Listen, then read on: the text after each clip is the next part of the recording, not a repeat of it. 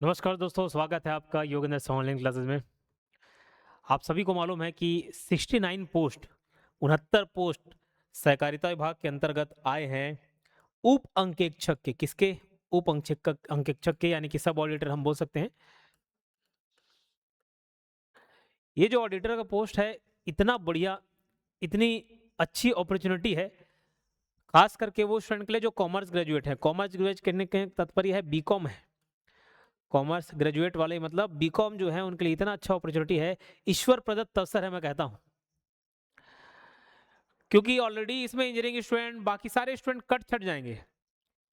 Qualification अगर specific मांग दे तो 90% कॉम्पिटिशन खत्म हो जाता है, 10% बचा है। और 10% में भी बता दूं, कॉमर्स के स्टूडेंट में कोई इसको अन्यथा ना ले, लेकिन बहुत कम ऐसे होंगे कि जो मैं एकदम पढ़ने में अच्छा हूँ, 95-96% वाला हूँ और कॉमर्स ले रहा हूँ, ऐसे बहुत कम मिलेंगे आपको। क्योंकि हमारे जमाने में ऐसे ही था। मैं जब कॉमर्स ले रहा था तो घर में यही समझा रहे थे, गधे लोग लेते हैं भाई, तू कैसे आर्ट्स कॉमर्स ले रहा है। और जो एकदम अच्छा टॉपर होगा, जिसका हाँ मकसद होगा कि मैं चार्टर्ड अकाउंटेंसी करूं, सीए बनूं, सीएस बनूं, आईसीडब्ल्यूए करूं, वो सब, तो वो एक अलग जोन हो गया। वो अपने सीए सीएस में ध्यान देंगे, जो अच्छे टॉप कैटेगरी के लोग हैं। तो थोड़ा सा एवरेज स्टूडेंट भी इसमें बहुत अच्छा स्कोर कर सकता है। और 69 पोस्ट मतलब बहुत है, बहुत मतलब बहुत है। ठीक है, सक्सेस रेशो काफी अच्छा हो सकता है इसमें। तो अभी ये वीडियो, पहला वीडियो यूट्यूब पर आ रहा है, इसमें मैं थ्योरी और एमसीक्यू दोनों बना रहा हूँ। ठीक है, थ्योरी एमसीक्यू दोनों पढ़ाऊंगा। सिस्टम ऑफ अकाउंटिंग पहला बेसिक लेक्चर रहेगा। और मेन दिक्कत ये होता है कि बच्चे को ये समझ नहीं आता कि पढ़े कैसे। 11 12 बीकॉम एमकॉम में सब तो अकाउंट्स पढ़ लिए, लेकिन वो एमसीक्यू फॉर्म में कैसे पूछेगा। आपको बता दूं, मैं इस टाइप के 2 एग्जाम दिया हूं। एक में अकाउंट्स 50 क्वेश्चन पूछा था, 50 में 50, विलोपित को हटा दे तो पूरा 50 आउट ऑफ 50। एक इंटरनल ऑडिटर का एग्जाम था जिसमें फर्स्ट रैंक था, इसमें फर्स्ट रैंक, इसमें सेकंड रैंक। ये 2018 का एग्जाम बता रहा हूँ, ये 2022 का एग्जाम बता रहा हूँ। इसमें 75 आउट ऑफ 75, विलोपित को अगर हटा दे तो पूरा फुल मार्क्स स्कोर किया। तो अकाउंट्स में आपको रत्ती भर भी चिंता करने की जरूरत नहीं है। अकाउंट्स क्या, किसी भी सब्जेक्ट में चिंता करने की कोई जरूरत नहीं है। ठीक है, तो पूरा जो पैटर्न है उसके हिसाब से आपको तैयारी कर जाएंगे। ठीक, अभी मैं आपको स्टार्ट करते हैं। सिस्टम ऑफ अकाउंटिंग पढ़ाऊंगा अभी। मीनिंग ऑफ अकाउंटिंग सिस्टम, लेखांकन प्रणाली का अर्थ तो क्या है, इसको समझ लेना बात को। System of accounting, system of accounting, लेखांकन की प्रणाली,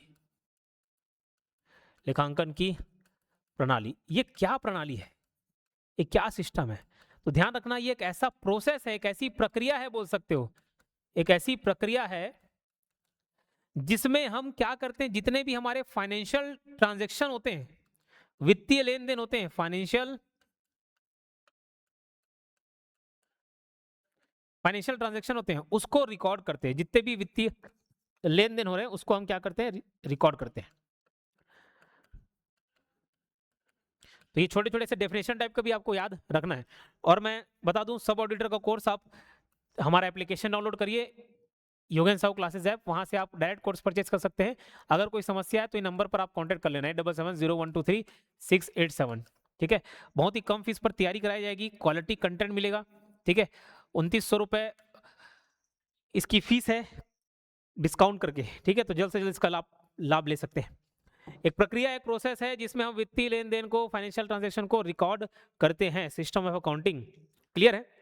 अब देखो, 2 प्रकार के, अगर हम अकाउंटिंग को रिकॉर्ड करें तो उसके भी 2 प्रकार के सिस्टम है। अकाउंटिंग, अगर हमको अकाउंटिंग सारे ट्रांजेक्शन को रिकॉर्ड करना है, मेंटेन करना है, तो 2 प्रकार के सिस्टम है, उसको भी आप समझ लें। एक को बोलते हैं single entry system, single entry system, एकल प्रविष्टि प्रणाली, और ये द्विप्रविष्टि प्रणाली, double entry system. Double entry system, आप कॉमर्स के स्टूडेंट हैं तो इसको अच्छे भली भांति समझते होंगे, लेकिन हम थोड़ा और बारीकियों को जानेंगे और वहां से कैसे क्वेश्चंस पूछे जा सकते हैं उसको भी हम लोग समझेंगे। ये थ्योरी पढ़ाने के जस्ट बाद मैं आपको एमसीक्यू भी कवर कराऊंगा। सिंगल एंट्री सिस्टम, इसमें बस याद रखना, इसमें एक पक्ष या एक पहलू प्रभावित होता है, एक पहलू प्रभावित, और इसमें दोनों पहलू प्रभावित होता है, 2 पक्ष या 2 पहलू प्रभावित होता है। बोले सर क्या, कैसे? एक दो, मान के चलिए मैं एक फर्नीचर लेके आया अपने क्लास के लिए। देखो बहुत सारे फर्नीचर लेके आते हैं, एक और महाराजा गद्दा लेके आ गए। फर्नीचर अकाउंट डेबिट, इसका एंट्री होगा, एंट्री सब मैं सिखाऊंगा बाद में। टू कैश अकाउंट, ये मेरी जनरल एंट्री बनेगी, मान के चलो 10,000 का था, 10,000 10,000 10,000 का furniture account debit to cash account. Double entry system में मैं ऐसे मेंटेन करूंगा तो इसमें दो पक्ष प्रभावित हो गए, फर्नीचर और कैश। लेकिन सिंगल एंट्री सिस्टम में ऐसा नहीं होता। सिंगल एंट्री सिस्टम में हो सकता है भाई, जैसे हमारे यहाँ सिंगल एंट्री सिस्टम भी हम मेंटेन कर लेते हैं। एक 8वीं पास रिसेप्शनिस्ट है, उसको रखें, अब उसको बहुत ज्यादा नॉलेज नहीं, उसको बस इतना समझ आता है कि भाई हाँ पैसे कहाँ से आए और पैसे कहाँ खर्च हो। तो जितना खर्चा हुआ फर्नीचर में हुआ, किस में क्या हुआ उसने एक रिकॉर्ड रखी, एक तरफ पेमेंट वाला है, पेमेंट में बस रख दी 50,000 रुपए बस। तो एक सिंगल एंट्री सिस्टम में एक ही पहलू प्रभावित होता है, इसमें दो, फर्नीचर भी कैश भी। फिर फर्नीचर का अकाउंट अलग से मेंटेन करूंगा, कैश का अलग से मेंटेन करूंगा। ये ध्यान रखना, इसको ये साइंटिफिक मेथड है, साइंटिफिक मेथड है, ये अनसाइंटिफिक है, बोले अवैज्ञानिक है। क्लियर है? इसमें एक्सपर्टाइज की जरूरत होती है, एक्सपर्टाइज की जरूरत होती है, इसमें नहीं होती एक्सपर्टाइज की जरूरत। क्लियर? इसको आपको समझना है। उसके बाद मैं दो और सिस्टम समझाऊंगा, एक कैश बेसिस और एक्रूवल बेसिस। लेकिन उससे पहले यहाँ पर भी डेफिनेशन देख लें। पूरा नोट्स बाइलिंगुअल है, कोर्स में बाजू में पूरे कोर्स की जानकारी आपको दिख रही होगी, पूरा कंटेंट बाइलिंगुअल है। जहाँ पे हाँ कुछ चीजें फिर इंग्लिश में, आप 11 12 भी अगर हिंदी मीडियम के हैं तो कुछ इंग्लिश में पढ़े होंगे, तो किसी भी इंग्लिश मीडियम हिंदी मीडियम के बच्चों को दिक्कत नहीं आनी है। ठीक, अकाउंटिंग सिस्टम एक ऐसी प्रक्रिया है जिसमें फाइनेंशियल ट्रांजेक्शन, वित्तीय लेन देन को रिकॉर्ड करते हैं, और क्या क्या करते हैं, रिकॉर्ड करते हैं, क्लासीफाई करते हैं, समराइज करते हैं, रिपोर्ट करते हैं। ये बताता है कि व्यवसाय में, हमारे बिजनेस में पैसा कहाँ से आया और कहाँ गया और कितना बचा।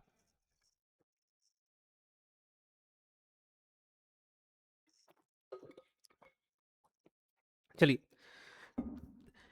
की टर्म्स देखो, कुछ बाइलिंगुअल शब्द हैं, उसको मैं एक बार बता देता हूँ। ट्रांजैक्शन मतलब लेन देन होता है, रिकॉर्डिंग, अभिलेखन, क्लासिफिकेशन, वर्गीकरण, समराइजिंग, सार संकलन, रिपोर्टिंग, प्रतिवेदन, ताकि किसी को भी कोई दिक्कत ना हो। टाइप्स ऑफ अकाउंटिंग सिस्टम मैंने बताया, लेखांकन प्रणाली के दो प्रकार होते हैं, एक होता है सिंगल एंट्री सिस्टम, एक हरा प्रविष्टि प्रणाली, एक हरा या एकल प्रविष्टि प्रणाली बोल सकते हो, और एक डबल एंट्री सिस्टम। एकल वाले में क्या होता है, इस प्रणाली में सभी लेन देन का पूरा लेखा नहीं बनाया जाता, केवल कैश ट्रांजेक्शन या कुछ चुने हुए अकाउंट्स ही लिखे जाते हैं। बताया फर्नीचर का, हाँ 10,000 50,000 खर्चा हो गया, बस उसी रिकॉर्ड कर दी। इसके क्या फीचर है उस पर बाद में आएंगे। इधर देखो, डबल एंट्री सिस्टम, हर लेन देन को दो बार दर्ज किया जाता है, एक डेबिट पक्ष होगा, एक क्रेडिट होगा। यह पूर्ण है, यह वैज्ञानिक और सटीक प्रणाली है। ठीक है, किस सिद्धांत पर काम करता है, every debit has a corresponding credit, her debit के बदले एक क्रेडिट पक्ष होता ही होता है। सिंगल एंट्री सिस्टम के क्या क्या फीचर है देखो, ये इसको इनकम्प्लीट रिकॉर्ड भी बोलते हैं, अपूर्ण लेखे। ये सवाल बन सकता है, सवाल पूछा गया है कि single entry system is also known as, एक खरा प्रविष्टि प्रणाली को और क्या कहा जाता है, अपूर्ण लेखे कहा जाता है, इनकम्प्लीट रिकॉर्ड्स कहा जाता है। समझे बात? इसमें केवल कैश बुक या लिमिटेड अकाउंट ही मेंटेन करते हैं, लेकिन उधर जितना पहलू प्रभावित हो गया, जैसे furniture debit to cash account हो गया, फर्नीचर अलग मेंटेन होगा, कैश अलग मेंटेन होगा। समझ रही बात? मैं कुछ सैलरी एक्सपेंस खर्चा कर, सैलरी खर्चे कर दिए तो उसका सैलरी अकाउंट अलग बनेगा। तो ऐसे बहुत सारे अकाउंट बनते हैं। प्रॉफिट का अनुमान स्टेटमेंट ऑफ अफेयर से लगाया जाता है। आप बचपन में बैलेंस शीट पढ़े होंगे, trading account, PNL account, trial balance, balance sheet. तो बस सिंगल एंट्री सिस्टम में स्टेटमेंट ऑफ अफेयर से हम प्रॉफिट का अनुमान लगाते हैं, और ये छोटे बिजनेस द्वारा उपयोग किया जाता है। अरे जो डेली चला रहे, मान के चलो सामने स्टेशनरी की दुकान है, कॉपी पुस्तक वाला, वो क्या कितना सारा कॉपी पेन ये सब का बनाएगा। तो बहुत आसान होता है ये बनाना सिंगल एंट्री सिस्टम में। उसको सिर्फ इतना लिखना, एक एक कॉपी ये रख लिया कि भैया कितने रुपए मैं खर्च कर रहा हूँ अपने सामान को लाने के लिए। गोंद लेके आ गया, पेन लेके आ गया, पेंसिल लेके आ गया, व्हाइट पेपर लेके आ गया, ठीक, कैची लेके आ गया, नेल, जितने सामान में खर्चा कर रहा हूँ एक तरफ मेंटेन कर लिया, और जितने में उसको बेच रहा हूँ उधर रिकॉर्ड करते हैं। उसका काम उतने में उसका प्रॉफिट लॉस सब चीज समझ आएगा, संपत्ति वगैरह सब समझ आता है। तो ये छोटे बिजनेस द्वारा उपयोग किया था। क्लियर है? चलो, एडवांटेज लाभ, आसान और सस्ता है, कम समय और कम स्टाफ में चलता है। डिसएडवांटेज, हानि क्या है, पूरा रिकॉर्ड नहीं होता, एरर और फ्रॉड का अधिक खतरा होता है, ट्रू प्रॉफिट का पता लगाना मुश्किल हो जाता है। वो हम एक लगभग अनुमान लगा सकते हैं, एक्यूरेट नहीं बता सकते। डबल एंट्री वाला तो मैं बता दिया, इसके फीचर क्या है, वैज्ञानिक है और सही है, हर लेन देन का पूरा तरीके से रिकॉर्ड होता है। इसमें ट्रायल बैलेंस भी प्रिपेयर होता है, एरर कम होता है, फ्रॉड पकड़ा जा सकता है, प्रॉफिट एंड लॉस सही एक्यूरेट निकल जाता है इसमें। एडवांटेज दो, एक्यूरेसी है, कंप्लीट इन्फॉर्मेशन, फाइनेंशियल स्टेटमेंट आसानी से बन जाते हैं, ऑडिट में भी सहायक होता है।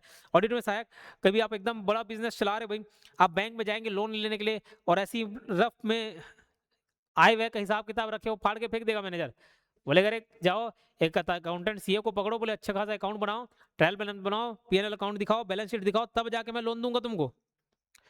क्लियर? ऐसा बोल सकते हैं। तो ये ऑडिट में सहायक होता है अच्छे से बने तो। इसके लिए ट्रेंड स्टाफ चाहिए। देखो डिसएडवांटेज क्या है, बनाने में समय लगता है, थोड़ा समय तो लगेगा, ज़्यादा खर्चा है, और ट्रेंड स्टाफ चाहिए जो पूरा डबल एंट्री सिस्टम को समझे। सिंगल एंट्री वाले में क्या है, मैं किसी भी बता दूं 8वां पास, उसको लिखने और पढ़ने आना चाहिए बस। उसको बता दूंगा, अरे भाई जितना भी खर्चा कर रहा है ना सबको नोट डाउन करते चलना, और जितना पैसा आ रहा है उसको नोट डाउन करते चलना। समझ रहे बात? हमारा सिस्टम कैसे था, हमारे यहाँ सिंगल एंट्री सिस्टम में हम काम करते हैं। कुछ नहीं, एक रजिस्टर है जिसमें जितने बच्चे आए, जितने ऑफलाइन ऑनलाइन स्टूडेंट जुड़े, उसमें रजिस्टर भी मेंटेन करते हैं, ऑनलाइन भी रिकॉर्ड करते हैं, एक्सेल शीट में रजिस्टर भी मेंटेन किए ताकि हाँ इजी हो देखने के लिए। जितने लोग आ रहे हैं उसका इनकम का रिकॉर्ड किए। खर्चे में हम एक तरफ पूरा खर्चा लिख देते भाई। खर्चे में क्या, स्टाफ की सैलरी हो गई, हाँ जनवरी महीने में इतने स्टाफ को पैसा दे दिए। कुछ प्रिंटर है तो प्रिंटर कहीं का खर्चा बनवा दिए, नोट्स प्रिंट आउट करवाया उसका खर्चा हो गया, कोई बाहर से मेहमान आ गया चाय नाश्ते का खर्चा हो गया, अलग अलग टाइप के खर्चे को उसमें नोट डाउन कर लिया, बस वो सिंगल एंट्री सिस्टम में चलता हमारा। अब देखो हम रिकॉर्ड करते हैं तो उसका भी दो प्रणाली होता है, एक कैश सिस्टम, एक एक्रूवल सिस्टम। रिकॉर्डिंग के दो और पहलू हो सकते हैं। कोई भी ट्रांजैक्शन को रिकॉर्ड ट्रांजैक्शन को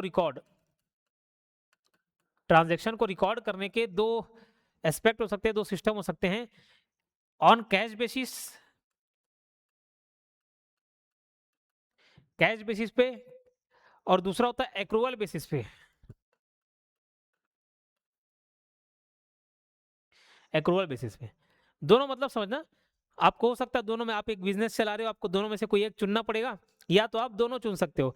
अगर कैश प्लस एक्रूवल दोनों करें, कैश प्लस एक्रूवल दोनों करें, उसको आप हाइब्रिड सिस्टम बोलोगे। क्या बोलोगे? हाइब्रिड। जैसे आजकल हाइब्रिड गाड़ी आती है, एक गाड़ी ऐसे जो पेट्रोल पे चल रही है, पेट्रोल या डीजल पे, एक गाड़ी ऐसे जो इलेक्ट्रिक पे चल रही है। बोले नहीं नहीं मुझे पेट्रोल इलेक्ट्रिक दोनों चलाना है, तो हाइब्रिड मॉडल आ गया, थोड़ा सा पेट्रोल पे थोड़ा सा इलेक्ट्रिक पे, ऐसे चल गया। कैश बेसिस और एक्रूवल बेसिस दोनों में अंतर अब समझिएगा। मान के चलिए मैं चला रहा हूं क्लासेस, बच्चों को पढ़ा रहा हूं, और हर महीने फीस लेता हूं, समझना। मान के चलो हर बच्चे से मैं 1000 रुपए फीस लेता हूं। एक महीना होता है, पहले पूरे एक महीने पढ़ाता हूं, फिर 1000 रुपए बच्चे से फीस ले रहा हूं।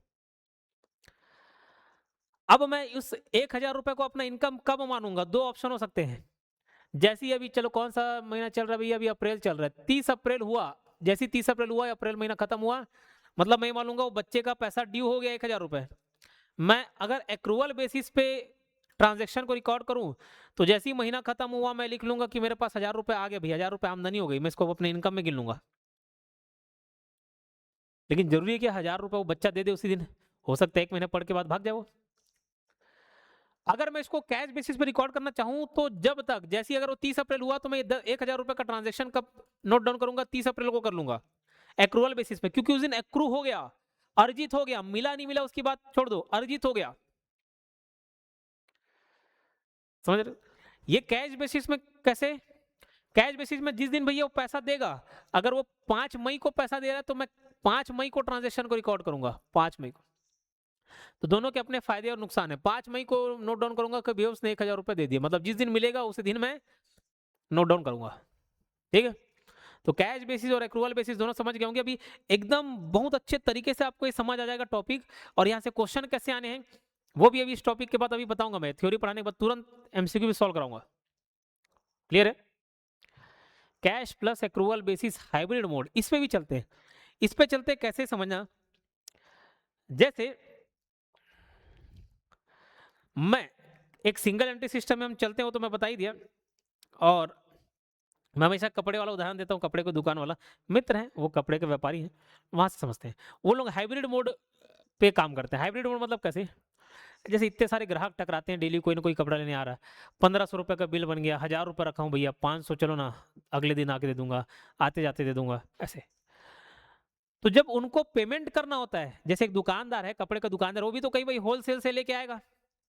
अब उसको मालूम है उसको तो सालों साल व्यापार करना है, तो वो जब सामान खरीद के आएगा यानी कि एक्सपेंस करेगा खर्चा, तो उसको वो एक्रूवल बेसिस पे कर लेता है। मैं बोला ऐसा क्यों? तो बताए योगेंद्र भैया, हम जो है, हमको तो सालों साल यही रहना है, हम भाग नहीं सकते। जैसे ही मैं कपड़ा लेके आया, मैं ये मान के चलता हूँ कि मेरा खर्च हो गया, मैं भले उसको पैसा दूं नहीं दूं, हो सकता है अगले महीने दे 2 महीने, लेकिन मैं रिकॉर्ड कर लेता हूँ। क्यों? मैं, मेरा इंटेंशन गलत नहीं, मैं तो छोड़ के भागूंगा नहीं। लेकिन हाँ, जो ग्राहक है भाई, अगर एक ग्राहक अचानक से आ गया, बोला 200 कल दे दूंगा, 500 कल दे दूंगा, मैं रोकता नहीं बोले, लेकिन ये मानता हूँ कि जिस दिन वो पैसा दिया उसी दिन मेरे पास पैसा आया। तो इनकम को वो कैसे सिस्टम पे रख लेता है? कैश सिस्टम पे, कैश बेसिस। तो ये हाइब्रिड मोड में चला रहे हैं। अब कौन सा ग्राहक कहां से आया भाई, मैं उसके पीछे थोड़ी भागू 500,000 के चक्कर में। चलो, कैश सिस्टम ऑफ अकाउंटिंग, नगद आधार लेखांकन, ट्रांजेक्शन का only when cash is received और पेड, तब रिकॉर्ड किया है। ट्रांजेक्शन को कब रिकॉर्ड किया जाता है? व्हेन कैश इज रिसीव्ड और पेड, तभी रिकॉर्ड करते हैं जब भैया पैसा मिल गया हो या दे दिए हो। कोई आउटस्टैंडिंग या प्रीपेड आइटम नहीं था, कोई भी बकाया, अग्रिम जैसा कुछ भी नहीं, ठीक है, वो हमारे एक्रूअल बेसिस पे होता है। फीचर विशेषताएं, इसकी विशेषता क्या? सिंपल है, स्मॉल ऑर्गेनाइजेशन में उपयोगी है, टैक्स अकाउंटिंग में भी उपयोगी है। याद रखना, टैक्स अकाउंटिंग में, किसमें? टैक्स अकाउंटिंग में। बिजली बिल जनवरी में आया लेकिन कैश फरवरी में दिया, तो मैं फरवरी में रिकॉर्ड करूंगा अगर कैश बेसिस पे चल रहा हूँ। यही चीज अगर एक्रूअल बेसिस हो तो एक्रूअल में क्या हो? उपार्जन आधार लेखांकन बोलते हैं। ट्रांजेक्शन को जब घटित होते हैं तब रिकॉर्ड किया जाता है, भले ही कैश बाद में आए। ट्रांजेक्शन को जब वे घटित होते हैं, एक्रूअल, ट्रांजेक्शन घटित होता है। मैं यहां पर दोनों में अंतर क्या बताया? यहां पर कैश, कैश जिस दिन मिल जाए उस दिन, यहां पर जिस दिन ट्रांजैक्शन हो जाए, ट्रांजैक्शन का होना का मतलब नहीं कि कैश मिल गया। मैं सामान बेच दिया आपको, सामान बेच दिया, लेकिन अभी पैसा नहीं मिला। सामान बेच दिया मतलब ट्रांजैक्शन हो गया, भले पैसा मिला नहीं मिला, सामान का ट्रांजैक्शन हो गया, कैश का भले नहीं। ट्रांजैक्शन को जब वे घटित होते हैं तभी रिकॉर्ड किया जाता है, भले ही कैश बाद में आए। जैसे बिजली बिल दिसंबर का था, दिसंबर में ही खर्च माना जाएगा, कभी न कभी तो पटाऊंगा, अंतर दोनों। ठीक। इसके क्या क्या फीचर है भैया? साइंटिफिक है, करेक्ट प्रॉफिट, कंपनीज में कंपलसरी होता है। कंपनी में तो, कंपनी में अगर पूछा जाए कि बड़ी बड़ी कंपनियों में कौन से सिस्टम को कंपलसरी कर दिया गया है, तो सिंगल एंट्री की डबल एंट्री, तो डबल एंट्री सिस्टम, और कैश बेसिस की एक्रूअल बेसिस, एक्रूअल बेसिस, यानी कि वहां चलता है एक्रूअल सिस्टम और डबल एंट्री सिस्टम। ठीक है। हाइब्रिड सिस्टम बताया जहां पर दोनों तरीके हैं, उदाहरण यहाँ पे लिख दिया। जैसे रिसिप्ट को कैश बेसिस मान लिया, एक्सपेंस को एक्रूअल बेसिस पे मान लिया। कुछ ये शब्दावली है, खैर अपने हिसाब से आप समझ सकते हो। कौन सा सिस्टम बेस्ट है? तो डबल एंट्री सिस्टम, क्योंकि साइंटिफिक है, कंप्लीट है, एरर फ्री और ऑडिटेबल होता है। बड़ी कंपनियों में accrual system plus double entry system होता है। ये पूरा थ्योरी पार्ट हो गया। अब हम थोड़ा एमसीक्यू पे चलते हैं, एमसीक्यू प्रैक्टिस करते हैं। अब बहुत अच्छी तैयारी हो जाएगी, मैं आपको बोल रहा हूँ।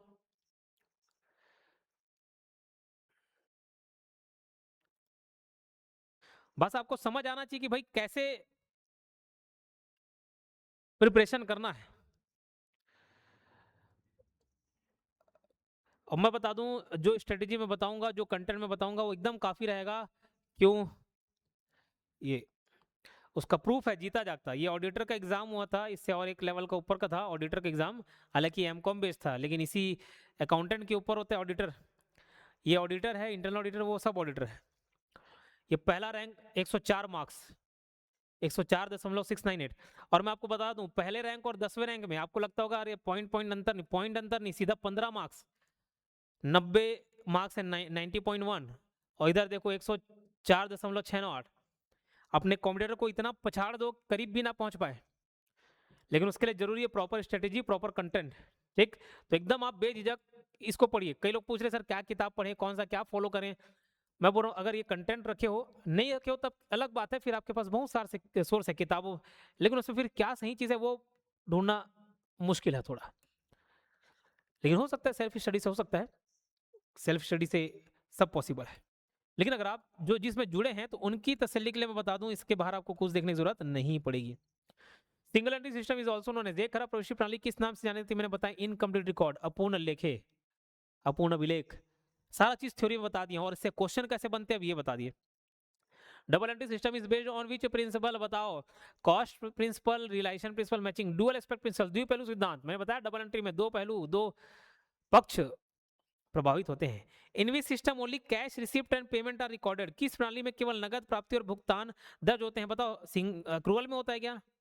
सिंगल एंट्री सिस्टम में होता है या कैश सिस्टम में? हाइब्रिड कैश सिस्टम में। किसमें? कैश सिस्टम में। ठीक है, तो याद रखना कैश सिस्टम में कैश रिसिप्ट और पेमेंट आर रिकॉर्डेड। ठीक। सिंगल एंड डबल मत मार देना। एक्रूवल और कैश अगर पूछा है तो कैश सिस्टम में कैश रिसिप्ट और पेमेंट को रिकॉर्ड किया जाता है। Profit in single entry system is calculated through statement of affair. इसमें प्रॉफिट कैसे निकालते, स्टेटमेंट ऑफ अफेयर।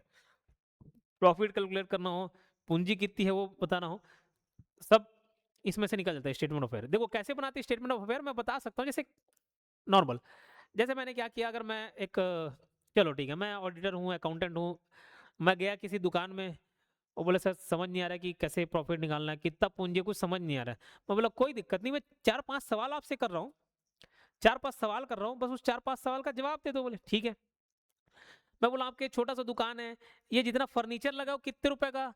बोले जितने भी सर फर्नीचर हैं टेबल चेयर बैठाने के, उसकी कीमत सर 1 लाख रुपए होगी। चलो ठीक है, 1 लाख रुपए, चलो बढ़िया बात। मैं बोला सर अभी आपके गले में कितना पैसा है, कैश और बैंक मिला के, मैं कैश बैंक एक साथ। बोले सर उसमें तो 2 लाख पड़ा हुआ। चलो ठीक है, 2 लाख रुपए का कैश और बैंक है, वो अच्छी बात। मैं बोला सर कोई आपके ग्राहक है क्या, ऐसा ग्राहक जिससे आपको पैसे लेने हैं। तो बोले सर वो भी है, तो उसको मैं डेटर में रख दिया, डेटर, डेटर में रख दिया। कितने हैं पूछे, बोले बोले सर 50,000 है, ज्यादा नहीं। बोले ठीक, चलो ठीक है, 50,000 रुपए, ओके। बोले सर अभी आप जो भी व्यापार कर रहे होंगे कुछ स्टॉक रखे हो क्या, अगर स्टेशनरी चला रहे हो, कपड़ा दुकान चला रहे हो, कुछ स्टॉक रखे हो। बोले हाँ सर स्टॉक है। कितने रुपए का माल पड़ा है आपके दुकान में। बोले सर वो तो पड़ा है 1.5 लाख का। ये रो 1.5 लाख रुपए हो गया। बोले सर और कुछ जानकारी, अरे थोड़ी सी जानकारी और बता दो। बोले चलो ठीक है, जैसे आप, आपको किसी से पैसे लेने हैं 50,000 रुपए, वैसे किसी को देने हैं क्या। बोले हाँ सर याद तो आ रहा है। मैं बोले याद करो कितने हैं। बोले सर थोड़ा थोड़ा मिला के, इसको उसको मिला के। बोले सर हाँ देने हैं 25,000 रुपए। बोले बढ़िया, उसको मैं क्या बोल दिया, क्रेडिटर। क्या मान लिया, क्रेडिटर। बोले कितने रुपए का, बोले 25,000, अच्छी बात। बोले और कुछ आपके स्टाफ वगैरह को सैलरी वगैरह देना ऐसा कुछ। बोले ऐसा तो कुछ नहीं। बोले चल ठीक, कोई बात नहीं, इतना हमको मिल गया जानकारी। ये आपकी पूंजी, इससे पूरी पूंजी निकल जाएगी, कैपिटल। बोले 1 लाख, 2 लाख, 3 लाख, 3,50,000, और ये हो गया 5 लाख रुपए इस साइड। पांच इस, ये 25,000 घटा दिया अपन, कितना बच गया, 4,75,000, 4,75 पूंजी होगी। ऐसे पूंजी निकाल सकते हो, प्रॉफिट लॉस निकाल सकते हो, एक थोड़ा बहुत जानकारी हो जाए। ये भी बनाना सीखेंगे हम लोग। Double entry system prepare, double entry क्या प्रिपेयर करता है भाई बताओ। Double entry cash book only द्विपृष्ठीय प्रणाली में क्या तैयार किया था, केवल नगद पुस्तिका या ट्रायल बैलेंस, रिसिप्ट बुक। क्या trial balance, double entry system में बकायदा ट्रायल बैलेंस होता है, जर्नल एंट्री होगा, फिर लेजर बनेगा, ट्रायल बैलेंस बनेगा, ट्रेडिंग अकाउंट, पेनल अकाउंट बनता है, बैलेंस शीट बनता है, सब होता है इसमें। एक्रूअल सिस्टम रिकॉर्ड ट्रांजेक्शन, उपार्जन प्रणाली लेन देन को कब दर्ज करती है। एक्रूअल देखो कैश सिस्टम कब करती है, जब कैश रिसीव होता है या पे होता है। लेकिन एक्रूअल सिस्टम में, उपार्जन प्रणाली में, जब ट्रांजेक्शन हो जाता है, जब लेन देन घटित हो जाए, पैसे आए नहीं है उसको छोड़ दो, लेन देन घटित होना चाहिए। तो option C is the right answer. Which system is scientific and complete, कौन सा साइंटिफिक और कंप्लीट है, कौन सी प्रणाली, कितने बार बताया, डबल एंट्री सिस्टम को बुलाता है साइंटिफिक और कंप्लीट है। Cash system ignores, cash system में केवल और केवल कैश ट्रांजैक्शन होते हैं। तो कैश ट्रांजैक्शन हो गया, कैश रिसिप्ट पेमेंट हो गया, इसको क्यों इग्नोर करोगे। क्या इग्नोर हो जाता है, आउटस्टैंडिंग एक्सपेंसेस। बोले बकाया खर्च या अग्रिम खर्च वो सब नहीं देखना। बोले कोई भी बकाया वाला नहीं ध्यान देना है। Cheapest and easiest system is, सबसे देखो चीपेस्ट एंड इजिएस्ट, आसान और सस्ता, वो सिंगल एंट्री सिस्टम है। सबसे एक रजिस्टर में सब काम हो जाता है। Hybrid system is combination of, hybrid system is combination of, मिश्रित प्रणाली किनका मिश्रण है। हाइब्रिड में क्या चलता है, कॉस्ट एंड एक्रूअल नहीं, cash plus accrual, cash plus accrual system. Double entry debit generally indicate, देखो ये तो खैर एक एंट्री सिस्टम हो गया, डेबिट में क्या आता है, क्रेडिट में क्या आता है, उसके लिए एक और अलग से लेक्चर है, बाकायदा एक अलग लेक्चर है। लेकिन यहाँ पर आपको मैं बता दूं, इंक्रीज इन एसेट, जैसे थोड़ा बहुत नॉलेज अगर रखते होंगे, मैंने एक उदाहरण दिया था, furniture account debit, furniture account debit, मैं फर्नीचर खरीद के लेके आया, फर्नीचर कितने रुपए का, 10,000 का। तो एंट्री क्या करूंगा, furniture account debit to cash account, कितने का भैया, 10,000। तो फर्नीचर एसेट मेरा बढ़ गया। द्विपृष्ठीय प्रणाली में डेबिट समानता क्या दर्शाते हैं, देखो ना इसको डेबिट बोले, तो मतलब फर्नीचर 10,000 के और फर्नीचर इंक्रीज इन एसेट। हालांकि हम आने वाले चैप्टर में और इसको डिटेल से देखेंगे, अभी तो ये पहला चैप्टर है। Which system can detect fraud better, तो डबल एंट्री सिस्टम में फ्रॉड बेटर डिटेक्ट हो पाएगा, उसमें सभी अकाउंट्स की जानकारी हमको मिल जाते हैं, सभी पहलू हम देख पाते हैं। Statement of affair resembles balance sheet. Which system is compulsory for companies, कंपनियों के लिए कौन सी प्रणाली अनिवार्य है। तो कंपनी के लिए मैंने बताया, बड़ी बड़ी कंपनियां होती हैं उनके लिए डबल एंट्री सिस्टम। बोले सिंगल नहीं, सिंगल नहीं चलेगा, डबल एंट्री चलेगा। कैश, बोले कैश नहीं, एक्रूवल चलेगा। In cash system income is recognised when earned, received, billed, recorded, बताओ बिल जरूर कर दिया, लेकिन भाई पैसा दे मत दे वो तो कंफर्म नहीं है। जब दर्ज किया गया, और दर्ज करने का मतलब क्या, अर्न रिसीव्ड, जब पैसा मिल जाए, व्हेन रिसीव, अर्न मतलब अर्जित कर लिया है, अर्न और रिसीव्ड दोनों में बहुत अंतर है, समझिए। Which can not be prepared in single entry. मैं जैसे अर्न और रिसीव्ड में क्या अंतर हो गया, मैं मान के चलो जॉब कर रहा हूँ, मेरा महीने का काम हो गया भाई, 31 तारीख आ गया, 30 तारीख आ गया, अब मेरी कमाई कितनी हो गई, 10,000 रुपये मैंने कमा लिया, मिला नहीं मिला अलग बात है, बॉस अगले हफ्ते दे रहा है, बोले सर अभी थोड़ा सा है पैसे की दिक्कत है, लो चलो ठीक। एक खराब भविष्य प्रणाली में क्या तैयार नहीं किया जा सकता, तो कैश बुक कर सकते हैं भाई, स्टेटमेंट ऑफ अफेयर तो करते हैं, ट्रायल बैलेंस अपन मान के चलते हैं, ट्रायल बैलेंस नहीं, ठीक है।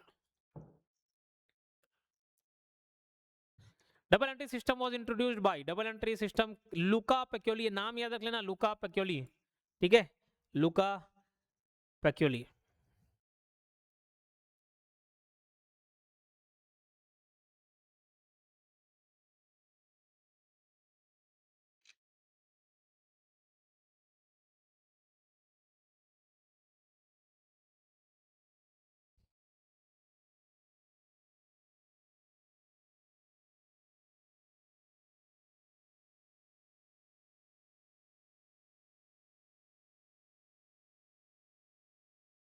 चलो, accrued expense refer to, accrued expense, accrued expense मतलब पेड तो नहीं होता, एक्रू मतलब भाई खर्चा हो गया, जैसे महीने का बिजली बिल आता है, बिजली बिल आ गया, अब मैं जाके पटाया नहीं पटाया अलग बात है, वो एक्रू हो गया, ठीक है। तो इसको कैश एक्सपेंस में इसको बोलेंगे आउटस्टैंडिंग एक्सपेंस, बकाया कर्ज, अब मुझे वो बकाया है, मैं जब पटाऊंगा तब वो कैश निपटेगा, ठीक है। चलिए 19वां क्वेश्चन देखते हुए, system does not show true profit, तो सिंगल एंट्री नहीं देता है ना, बाकी सब कुछ हद तक दे देगा। और आखिरी क्वेश्चन 20वां क्वेश्चन, इस टॉपिक के लिए 20 क्वेश्चन काफी है। Cash system is mainly used, नगद प्रणाली मुख्य रूप से कहाँ उपयोगी होती है, तो भाई लार्ज कंपनीज में, बड़ी कंपनियों में, अच्छा नहीं कैश सिस्टम पूछा है, तो ये टैक्स अकाउंटिंग में, मैंने बताया कैश सिस्टम कहाँ टैक्स अकाउंटिंग में यूज हो जाता है। तो ये पूरा थ्योरी और ऑब्जेक्टिव था, ठीक है। थ्योरी ऑब्जेक्टिव ऐसे ही हर एक टॉपिक का हम कोर्स में ऑलरेडी कर चुके हैं, और इसके लाइव सेशन भी चालू होंगे भाई, लाइव सेशन भी कुछ दिन से होंगे, मोस्ट प्रोबेबली 1 मई से मैं एकदम लाइव कर दूं। अभी ऐसा नहीं कि अभी वीडियो नहीं डलेंगे, रिकॉर्डेड प्लस, और खास करके 1 मई से मैं अकाउंट्स वाले क्लासेस को पूरा लाइव कर दूंगा, फिर से एक बार पढ़ लेंगे, तब तक रिकॉर्ड होकर डल भी रहेगा, ऑलरेडी डल चुका है, 70% सिलेबस मैं खत्म करा चुका हूँ अकाउंट्स वाले, पूरा आप देखो ऑलमोस्ट सभी सब्जेक्ट खत्म करा दिए, अकाउंट्स का 70% हो गया, फिर से एक बार हम लाइव लेंगे 1 मई से, ठीक है। तो रिकॉर्डेड प्लस लाइव सेशन चलेगा, है ना। और फीस डिस्काउंट करके 2900 है, मैं चाह रहा हूँ सेलेक्टेड बच्चे, अच्छे सीरियस बच्चे जुड़े, और मैं तो ये चाहता हूँ 69 का 69 यहीं से सेलेक्ट हो जाए, मेरा पूरा प्रयास रहेगा कि इससे बाहर कहीं और से कोई सेलेक्ट नहीं हो, कोई सेल्फ स्टडी कर रहा हो कोई दूसरे कोचिंग से, मैं इतना कंटेंट दे दूंगा, ये मेरी जीत हो गई कि मैं 69 के 69 यहीं से दे दूं पोस्ट। चलिए मिलते हैं नेक्स्ट वीडियो में, धन्यवाद।